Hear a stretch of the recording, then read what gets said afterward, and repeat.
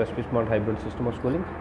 और आज हम डिस्कस करने जा रहे हैं आपका GT1 जो आपका जनरल टेस्ट 1 है जो आपका स्कूल में हुआ है, उसके सॉल्यूशंस हम लोग डिस्कस करने वाले हैं। आज हमने क्लासरूम में भी इस पेपर को डिस्कस किया था। उसमें हम reasoning part and aptitude part को डिस्कस करने वाले हैं। ठीक है बेटा, रीजनिंग एंड एप्टीट्यूड पार्ट को।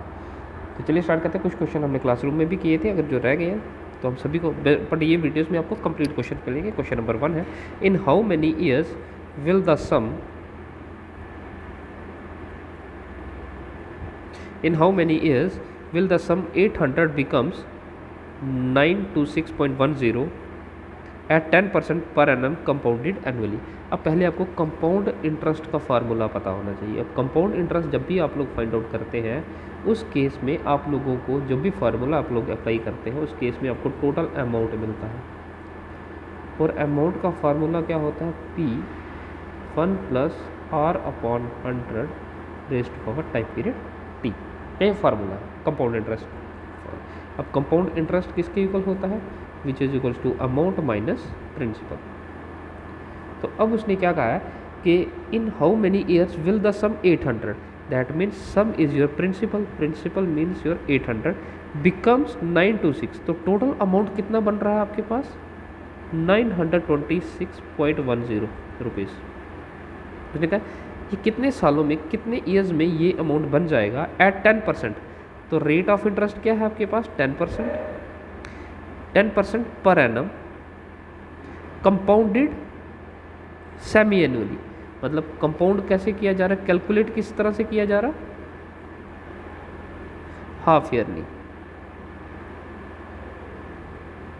ठीक है, तो अमाउंट है आपके पास 926.10 which is equals to, amount ये आ गया, प्रिंसिपल आ गया आपके पास 800, 1 प्लस ये 10% पर एनम है, हर साल 10% का इंटरेस्ट रेट। लेकिन अगर हाफ ईयरली किया जा रहा तो रेट हाफ हो जाएगा। तो R/2 which is 10/2 equals to 5% per annum, 5/10। तो टाइम पीरियड क्या है? ये पर एनम है, हर साल, हर साल तो एक बार 1 ईयर। लेकिन अगर हाफ ईयरली कर रहे हैं तो एक साल में 2 बार इंटरेस्ट कैलकुलेट किया जाएगा, 2 टाइम्स। तो जितने साल होंगे उसको हम 2n कर लेंगे, क्योंकि अगर नंबर ऑफ ईयर 1 है तो 2n कितना हो जाएगा? 2 मल्टीप्लाइड बाई 1 इक्वल्स टू 2। एक साल में 2 बार कैलकुलेट किया जाएगा। अगर n 2 है तो 2n कितना हो जाएगा? 2 मल्टीप्लाइड बाई 2 इक्वल्स टू 4। एक साल में 4 बार इंटरेस्ट कैलकुलेट किया जाएगा। तो हम इसको देख लेते हैं, सिंप्लीफाई करेंगे। 92610 upon 100 multiplied by 1/800 which is equals to, ये अपॉन 100 है, 5 एंड 20 आ जाएगा, 1 प्लस 1/20 रेज़ टू पावर 12। ये कैंसिल आउट हो जाएगा यहाँ और यहाँ। तो आपके पास रह जाएगा 9261 upon 8000 which is equals to 21/20 raise to power 12।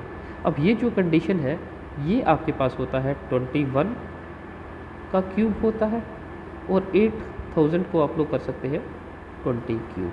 That means 21/20 raise to power 3 which is equals to 21/20 raise to power 2n। अब बेसिस सेम है तो पावर्स भी सेम होंगी। This implies 3 equals to 2n, तो this implies n equals to 3/2 which is 1 whole 1/2। तो result कितना आएगा? 1 and half year. Option B is your correct answer.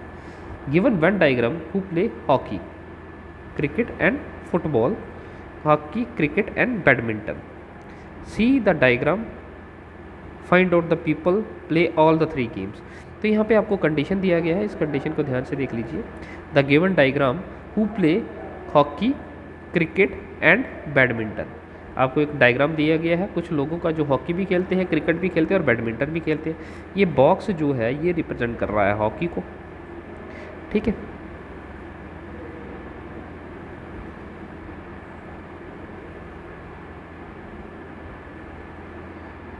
ये बॉक्स रिप्रेजेंट कर रहा है बैडमिंटन को। ठीक है, और थर्ड बॉक्स जो है आपके पास वो रिप्रेजेंट कर रहा है क्रिकेट को। ये 3 बॉक्सेस है। अब आपको सीधा diagram and find out the people who play all the 3 games, जो सभी गेम्स में है। तो आप क्लियरली देखोगे क्यू जो है वो बैडमिंटन में है और हॉकी में है, यू जो है ये सिर्फ और सिर्फ क्रिकेट में है, टी जो है क्रिकेट और बैडमिंटन में है, लेकिन एस जो है एस हॉकी में भी है, एस क्रिकेट में भी है और एस बैडमिंटन में ही है। तो ऑप्शन आ गया आपके पास एस। ठीक है, तो एस जो है वो all the 3 games are playing, तो option D is your correct answer. Next question आ जाता है फाइंड द मिसिंग टर्म। अब आपको यहाँ पे एक सीरीज दी गया है, एक सीक्वेंस है 1 6 15 45 66 एंड 91। तो आप लोग देखोगे तो यहाँ पे आप लोग +5 +9 6 + 9 इज़ 15। अब ये आपके पास वैल्यू नहीं है, तो यहाँ पे क्या ऐड करेंगे आपको नहीं पता है, यहाँ पर क्या ऐड हो रहा नहीं पता, लेकिन यहाँ पे अगर ऐड हम देखेंगे तो ये कितना आ जाएगा 21, ऐड करेंगे 5 और 1 6 4 और 2 6, यहाँ पर ऐड होगा 25। ठीक है, तो अब अगर इसको देखें तो ये ऐड हो रहा 5 में +4 किया जा रहा है ऐड, और 21 में +4 ऐड किया जा रहा है। दैट मीन्स 9 में +4 करेंगे तो नेक्स्ट आ जाएगा, तो 9 और 4 कितने हो जाएंगे, जैसे 5 + 4 9, 9 + 4 13। ठीक है, यहाँ तक 9 and 4 इज योर 13। अब 1 + 5 is 6, 6 + 9 is 15 and 15 + 13 is your 28। अब 28 + 17 इज योर 45। अब यहाँ पे भी +4 हो गया और यहाँ पे भी +4 हो गया, तो ऑप्शन इज योर 28। ठीक है, नेक्स्ट पे आ जाते हैं। On dividing 1000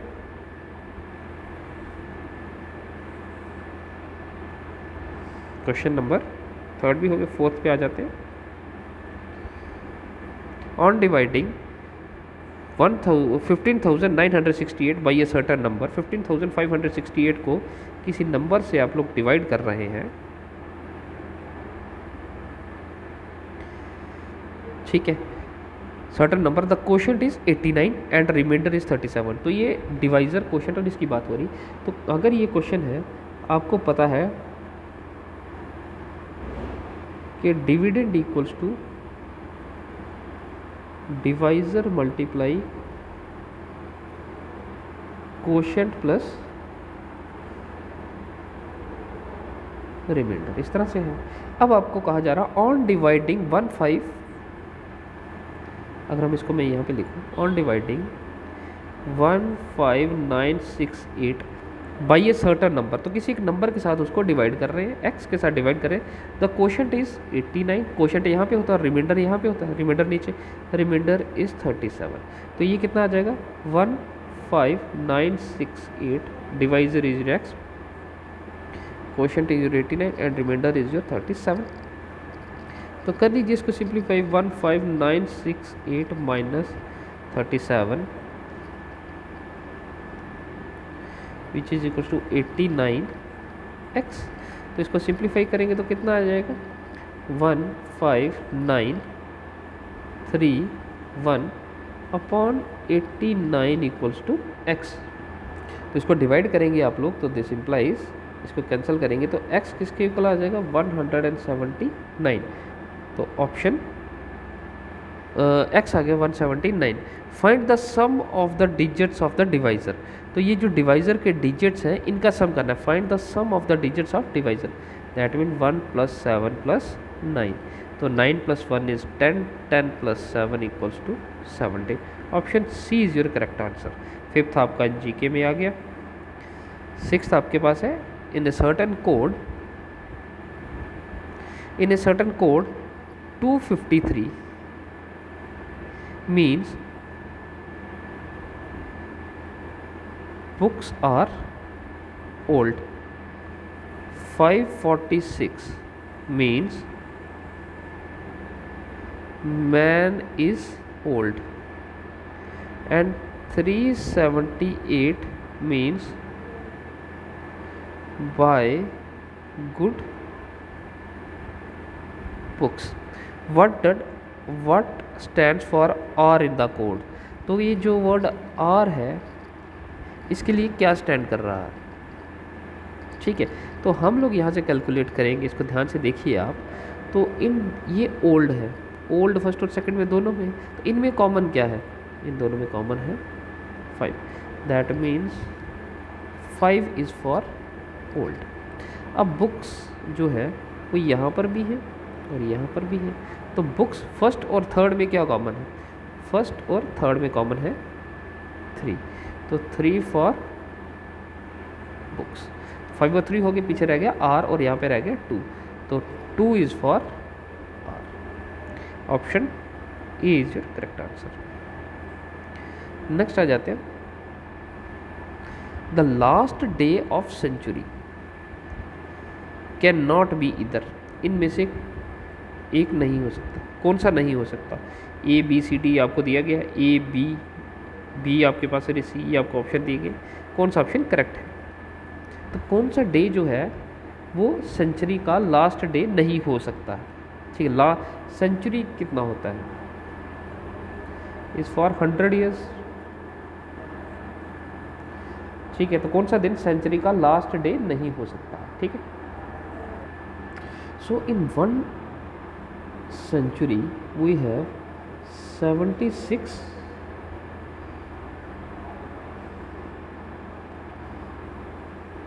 non-leap year plus 24 leap year, ठीक है। तो 76 अगर नॉन लीप ईयर है तो नॉन लीप ईयर में नंबर ऑफ डेज कितने होते हैं 365, एंड 24 अगर लीप ईयर्स हैं तो उसके नंबर ऑफ डेज कितने होते हैं 366। इसको मल्टीप्लाई आप लोग करेंगे तो ये कितना हो जाएगा 2740 प्लस 8784। इसका शॉर्टकट भी मैं आपको बताऊंगा, पर पहले ये कैलकुलेशन देख लीजिए किस तरह से बनते हैं। तो टोटल बन जाएगा 36524। तो अब हमारे पास नंबर ऑफ डेज़ है, ये टोटल नंबर ऑफ डेज़। तो हम लोग इसको वीक, हम देखते हैं नंबर ऑफ वीक्स कितने हैं, डिवाइडेड बाई 7 करेंगे। 7 5 35, 1 and 5, 7 2 14, 1 और 2 आ जाएगा 12, 7 1 दिस इज 7, 5 54, 7 49, रिमाइंडर इज 5। तो there are 5 2 1 4 week plus 5 odd days, 5 days left. तो आपको याद रखना है in 100 year there are 5 odd days. हर बार इतना कैलकुलेट करने की ज़रूरत नहीं है।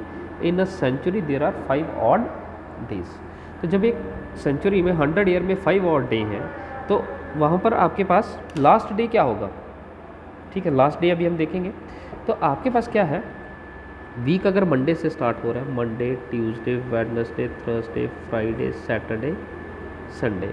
तो मंडे इज़ 1 2 3 4 5, ठीक है। Your Friday, last day is your Friday, ठीक है। तो last day is your Friday, Friday आपका निकल गया। उसके बाद सेंचुरी जो है वो कौन कौन सा दिन नहीं हो सकता लास्ट डे, तो लास्ट डे फ्राइडे आ गया।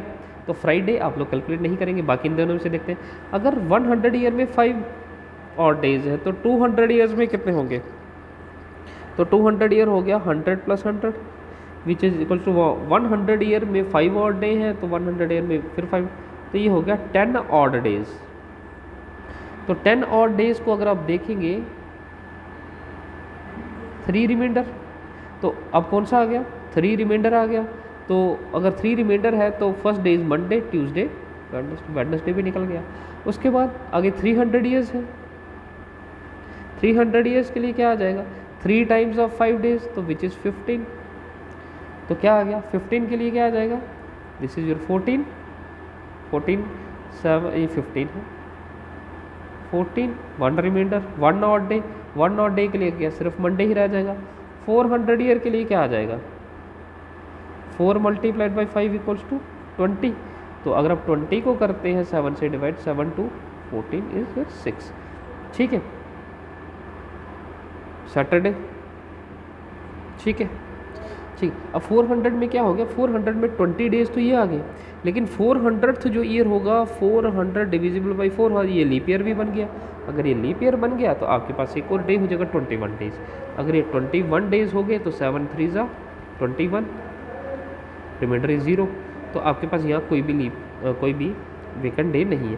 तो ये 3 डेज जो है ये लास्ट डे है, बाकी कौन सा रह गया, Tuesday, Thursday and Saturday.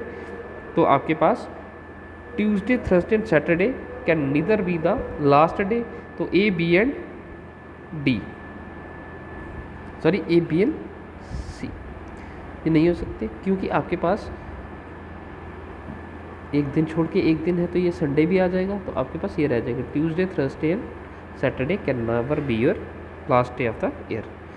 Next आ गया आपके पास, a shirt is bought for ₹270, 10th question, a shirt is bought for ₹270। अब जब भी मार्केट में कोई आइटम है तो आप लोगों के पास क्या होता है, कोई भी शॉपकीपर क्या करता है, उसको ख़रीदता है, उसके ज़्यादा प्राइस का उस पर मार्क करता है और फिर आपको डिस्काउंट देता है। आपने एक शर्ट 270 में ख़रीदा, लेकिन क्या हुआ, हम उसका पहले सीपी को सपोज करते हैं, let the CP of shirt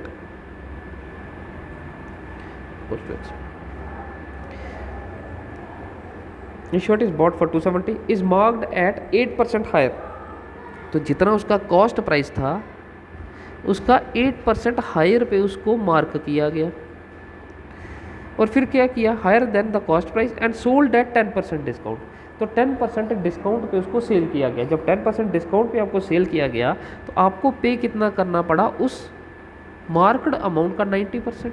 आपने कितना पे किया, टोटल आपने 270 पे किया, ठीक है।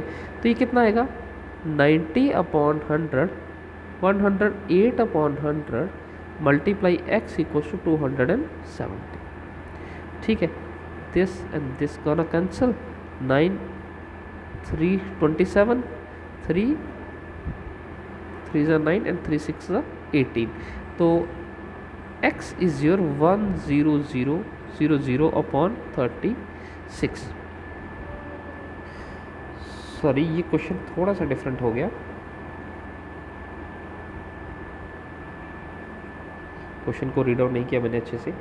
Shirt is bought for 270 marked at 8% higher than the cost price, sold at 10% discount, what is the selling price in of the shirt.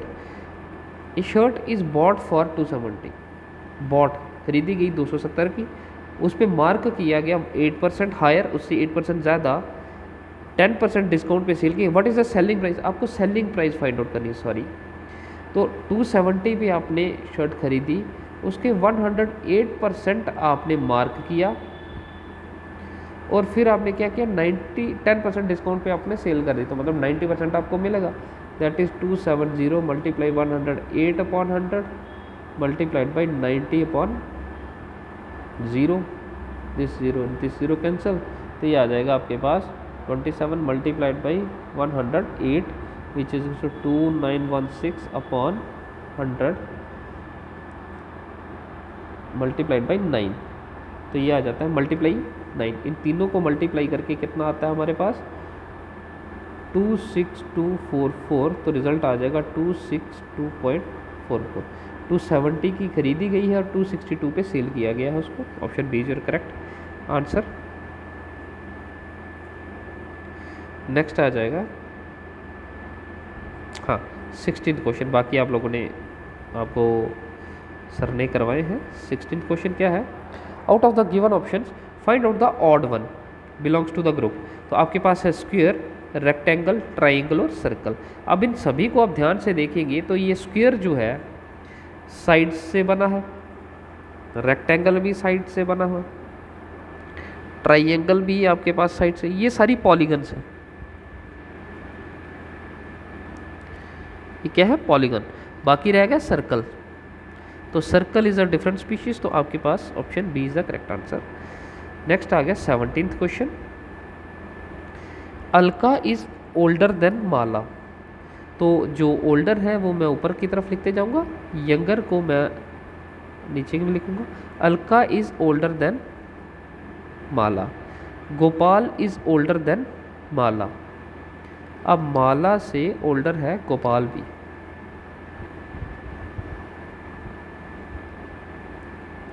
ठीक है, बट यंगर देन अलका। अब गोपाल जो है ओल्डर देन माला लेकिन यंगर देन अलका, तो गोपाल मैं यहाँ इंट्रोड्यूस कर देता हूँ इन दोनों के बीच में।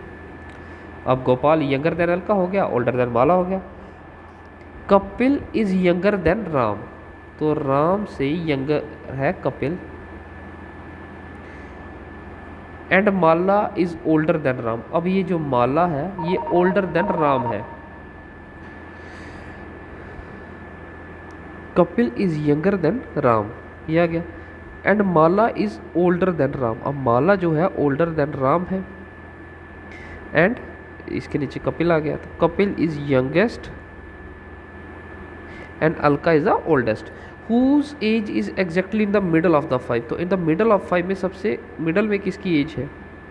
इस माला। ठीक है। इन 18th क्वेश्चन,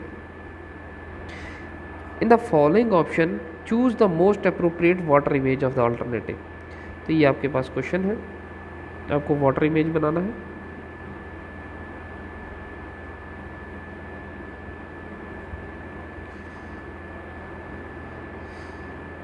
तो हियर इज योर मिरर। तो रिफ्लेक्शन किस तरह से आएगा? ये बॉक्स तो ऐसे ही बनेगा,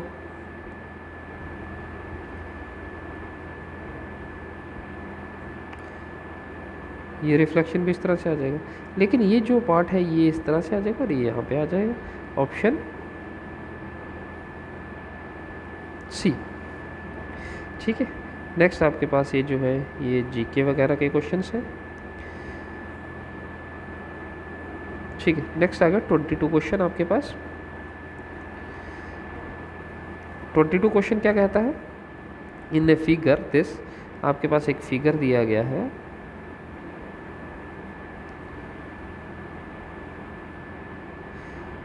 A, B, C and here is your D। ठीक है। और क्या कहा गया है? AD equals to CD equals to BC। AD CD equals to BC, AD equals to CD equals to, ये तीनों साइड्स आपस में इक्वल है। तो अब आपके पास अगर हम देखें तो इन ट्राइंगल, और ये एंगल आपको दिया गया है 96, CDA CDB, अगर दो साइड्स इक्वल हैं तो इनके अपोजिट एंगल इक्वल होंगे। तो CD equals to DB, this implies angle D equals to angle B equals to X suppose कर लेते हैं। ठीक है, ठीक है यहाँ तक। अब आपके पास नेक्स्ट आ जाता है अब एंड इन ट्राइंगल ADC। अब ADC ट्राइंगल ले लेते हैं। ठीक है, पहले हमने ये वाला ट्राइंगल लिया, तो अगर हम ये वाला ट्राइंगल अब ले रहे हैं तो इसको ध्यान से देखें कि AD जो है DC के इक्वल है, AD किसके इक्वल है? DC के। तो इनके अपोजिट जो एंगल होंगे ये भी इक्वल होंगे। This implies angle C equals to angle A। ठीक है, sides opposite, angle opposite equal, sides of triangle are also equal. तो इनको हम लोग Y और Y कंसीडर कर लेते हैं। ठीक है, तो आपके पास क्या है? अगर हम इस पूरी कंस्ट्रक्शन को यहाँ ध्यान से देखें, ठीक है, यह 96 आपके पास, ये यहाँ पे था। ठीक है, तो हमारे पास क्या है? Every exterior angle of a triangle, हमारे पास एक और कंडीशन है, every exterior angle of a triangle is equal to the sum of to interior opposite angle. ठीक है, तो अगर हम बीच में से ये सारा कुछ भूल जाते हैं फॉर एग्जांपल के लिए, तो ये जो 96 है ये किसके इक्वल हो जाएगा, क्योंकि ये एक्सटीरियर एंगल 96 है तो 96 x + y के इक्वल हो जाएगा। तो दैट मीन्स आप लोग लिख सकते हो 96 degree equals to x + y। ये जो 96 है ये इस x + y के इक्वल होगा। Every exterior angle of a triangle equal to the sum of two interior opposite angle. ठीक है, अब इस ट्राइंगल को अगर आप देखें तो इस ट्राइंगल में भी क्या है, ये भी एक एक्सटीरियर एंगल x है, ये भी सम होगा टू इंटीरियर अपोजिट एंगल के इक्वल। तो ये फर्स्ट कंडीशन आ गया और सेकंड आ गया आपके पास x equals to y + y। ठीक है, तो this means x equals to twice of y। तो अगर ये वैल्यू आप यहाँ पे सब्स्टिट्यूट कर सकते हैं तो x को आपने ट्वाइस ऑफ y कर लिए which is equals to thrice of y। तो y equals to 96/3 which is equals to 32। y equals to 32 degree. ठीक है, then CDB angle find out करना है आपको। CDB angle x find out करना, तो y निकल गया आपके पास। तो x किसके इक्वल है, ट्वाइस ऑफ y। तो ट्वाइस ऑफ y कितना है 32, तो which is equal to 64 degree. x equals to 64 degree. Option A is your correct answer. ठीक है बेटा, नेक्स्ट आ जाएगा 23rd क्वेश्चन। ठीक है, 23rd क्वेश्चन क्या है,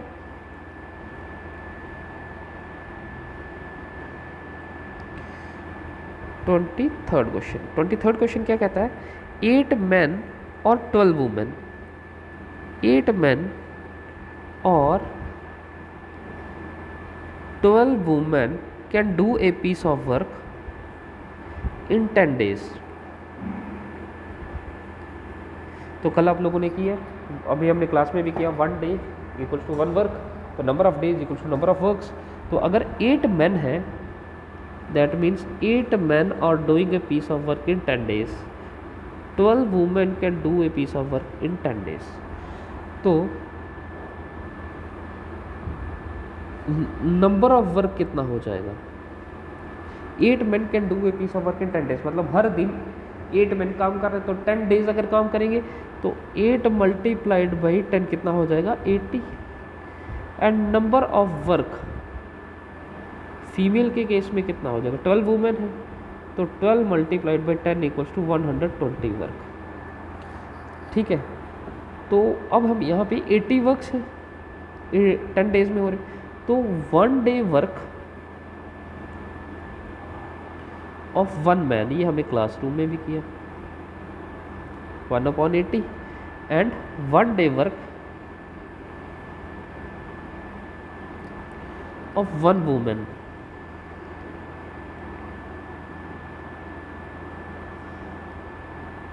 one day work of 1 women equals to 1/120। ठीक है, यहाँ तक है। तो 4 मैन कितने दिन में कर लेंगे, तो 4 मैन कितने दिन में करेंगे। अब क्वेश्चन है आपके पास, in how many days 4 man and 4 women can do the piece of work. तो 4 मैन 1 डे वर्क कितना हो जाएगा, अब एक दिन में वो कितना काम कर रहे हैं, अब है कि 4 मैन प्लस 4 वुमेन ये काम को कितनी देर में कंप्लीट करेंगे। तो हम 4 multiplied by 1 day work of 1 man plus 4 multiplied by 1 day work of 1 women. तो 4 multiplied by 1 day work of 1 man कितना है 1/80 plus 4 multiplied by 1 day work of 1 women कितना है 1/120। तो ये कितना आ जाएगा 1/20 प्लस 1/30। तो ये कितना हो जाएगा, एलसीएम लेंगे आप लोग, एलसीएम इज योर 60 तो 3/2, ये 1 डे वर्क हम फाइंड आउट कर रहे हैं, 4 मैन और 4 वुमेन का 1 डे वर्क है ये। तो ये कितना हो जाएगा 5/60 विच इज टू 1/12। तो 1 डे वर्क कितना है 4 मैन प्लस 4 वुमेन कितना है 1/12। तो टोटल नंबर ऑफ डेज कितने होंगे इक्वल्स टू 12। ठीक है। Study below the diagram and identify the region represented the youth who are employed but not educated. तो this circle represent your youth, this is your educated and this your employed. आपको क्या find out करना है representing youth who are employed but not educated, लेकिन educated नहीं है। तो educated वाला पोर्शन आपको नहीं लेना है, कौन सा लेना है youth who are employed, youth who are employed. तो दिस इज नंबर 4, ये यूथ भी है और एम्प्लॉयड भी है। ठीक है, एजुकेटेड नहीं है, तो number 4 option A is your only correct option. How many numbers from 1 to 100, 25th question. How many numbers from 1 to 100 are there each of which not only exactly divisible by 4। आपको ऐसे number find out करने हैं जो ना सिर्फ exactly divisible by 4 हो, not only exactly divisible by 4 but also has 4 digit.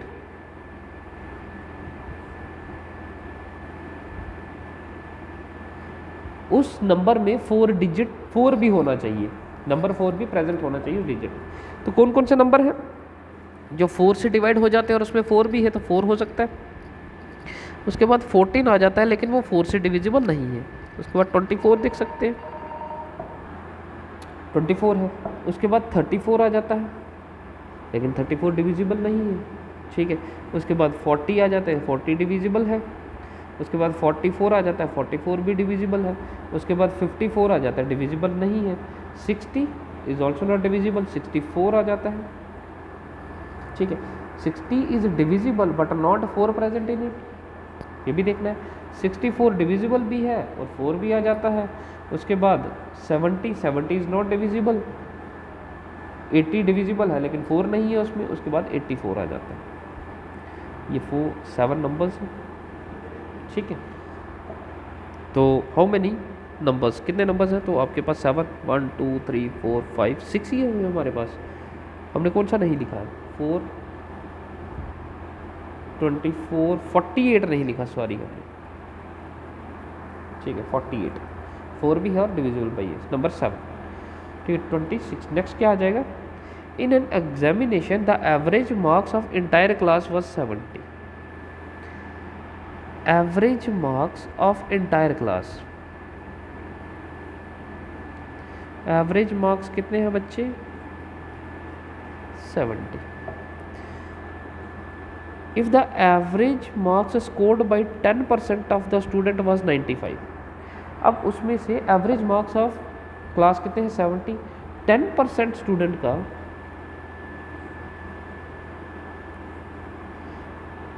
Average कितना है 95 and average marks scored by other 20% was 20। अब 20% स्टूडेंट हैं जिनका एवरेज मार्क कितना है 20। Then what was the average of the remaining student in the class. तो जो remaining student है उनका एवरेज मार्क कितना होगा। तो हम लोग क्या करेंगे, टोटल मार्क्स निकाल लेंगे पहले कितने हैं सभी स्टूडेंट्स के, उसमें 10% वालों के बाहर कर लेंगे, 20% वालों के बाहर कर लेंगे, रिमेनिंग स्टूडेंट की फाइंड आउट कर लेंगे। अब नंबर ऑफ स्टूडेंट हमें नहीं पता है,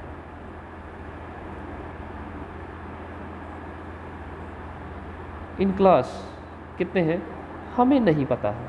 तो let us suppose n equals to 100, number of student in class कितने हैं 100। तो एवरेज कितना है equals to sum of observation upon number of observation. Sum of observation कितना आ जाएगा, अब नंबर ऑफ ऑब्जर्वेशन 100 हो गई और एवरेज हो गया 70। तो sum of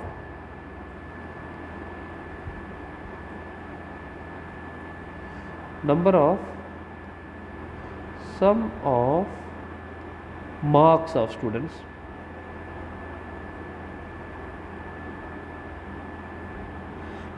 hundred multiply by 70 कितना हो जाएगा 7000।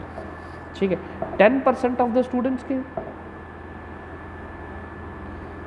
सम of marks of 10% of students. तो 10% कितना होगा, अगेन एवरेज इज 95। 10% कितने हो जाएंगे बच्चे, नंबर ऑफ स्टूडेंट्स 10% 10 हो जाएंगे, उनके सम ऑफ मार्क्स कितने हो जाएंगे 950, और sum of marks of 20% of student. तो 100 का 20% कितना हो जाएगा, 100 का 20% 20 हो जाएगा।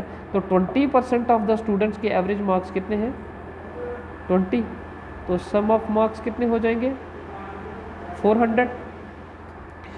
ठीक है, तो 10 स्टूडेंट यहाँ पे थे और यहाँ 20 स्टूडेंट थे, तो टोटल हो गए 30 स्टूडेंट का ये सम है। तो आपको बाकी 70 स्टूडेंट का एवरेज फाइंड आउट करना है। तो हम लोग क्या करेंगे, बाकी स्टूडेंट्स का एवरेज कितना होगा टोटल, तो sum of marks of remaining students,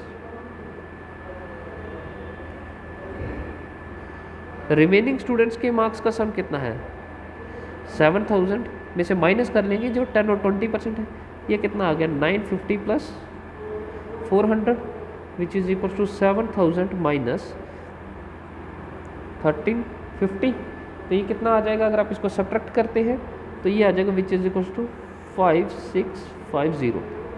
तो नंबर ऑफ रिमेनिंग स्टूडेंट्स कितने हैं, रिमेनिंग स्टूडेंट कितने हैं बच्चे 30 का आपके पास डाटा है, तो 100 माइनस 30 कितने हो जाएंगे 70। तो एवरेज ऑफ रिमेनिंग 70 स्टूडेंट कितने हो जाएंगे अपॉन 70। इसको सिंप्लीफाई कीजिए तो कितना आएगा, आपके पास हो जाएगा बच्चे 80.7%। ठीक है, नेक्स्ट आ जाएगा आपके पास 30। इन एन एग्जामिनेशन, ये 27th क्वेश्चन है, in an examination 96% of the student passed and 500 students are failed. तो 96%, अब कोई भी एग्जामिनेशन होता है, टोटल नंबर ऑफ स्टूडेंट जो होते हैं वो पार्टिसिपेट करते हैं, उसमें से कुछ स्टूडेंट पास होते हैं और कुछ स्टूडेंट क्या हो जाते हैं फेल। ऐसा ही होता है जो आपके पास ये एग्ज़ाम में प्रेजेंट होता है। तो वो कह रहा है अगर 96% students are passed and 500 student fail, 500 students got failed, how many students appeared in the examination. तो एग्जामिनेशन में कितने परसेंट स्टूडेंट, कितने स्टूडेंट थे, टोटल स्टूडेंट कितने थे। तो अगर ये टोटल तो 100% होगा ना, तो अगर ये 96% है दैट मीन्स ये 4% है। तो 4% टोटल 100% है, उसमें से 4% स्टूडेंट फेल हो गए हैं और वही 4% किसके इक्वल है 500 के। तो let the total number of student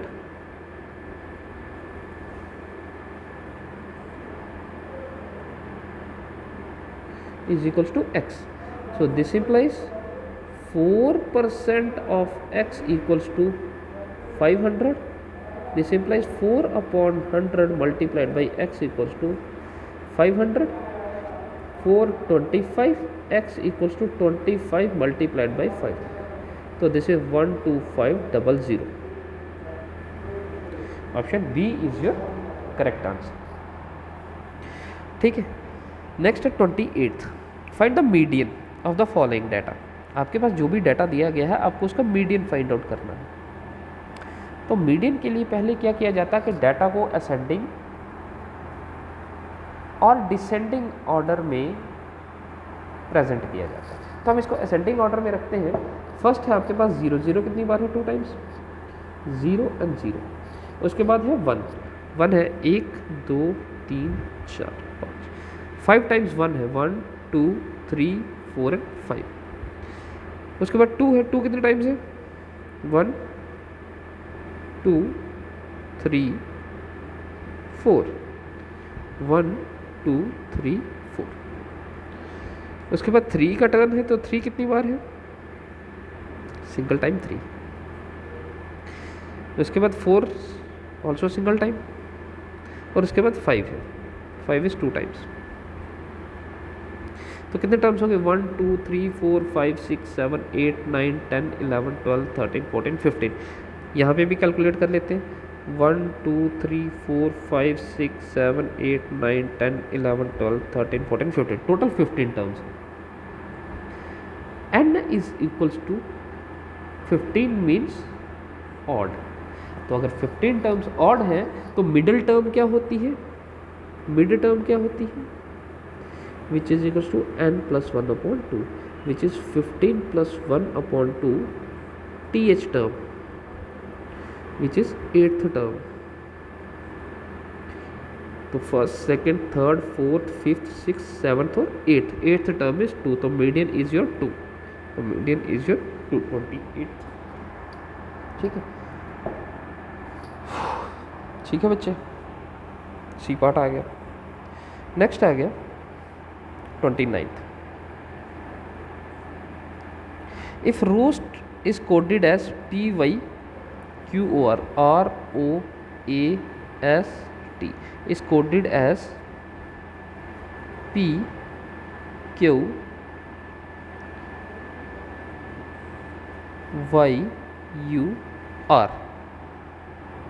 तो ये किस तरह से है? अगर हम इसको थोड़ा थोड़ा गैप दें,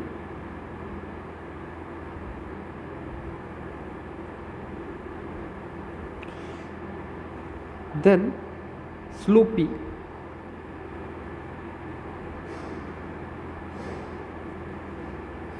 is coded in which language?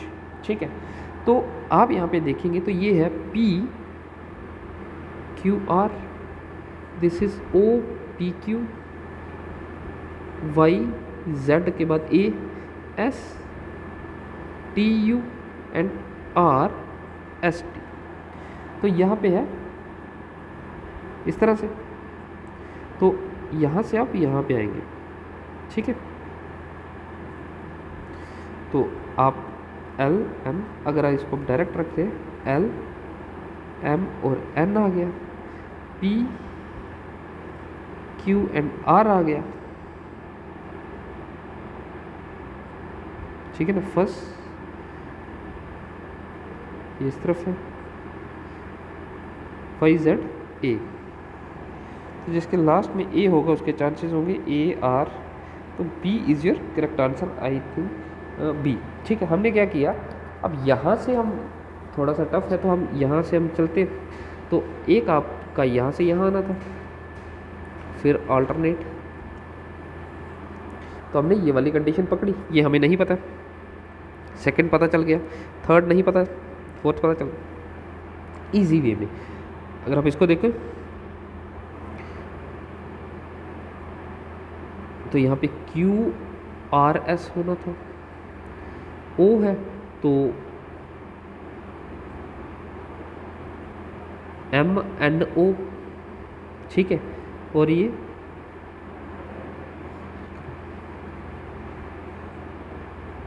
NOP इस तरह से। तो यह था QNM RNA, तो बन गया, यही आपका कोड आ गया। ठीक है, ठीक है, 44 मिनट्स का वीडियो हो गया, कुछ क्वेश्चन और रह गए। तो ये फर्स्ट पार्ट 1 है आपका, इसके बाद पार्ट 2 भी आपको मिल जाएगा इसी के साथ ही। ठीक है, तो चलिए नेक्स्ट पार्ट में मिलते हैं।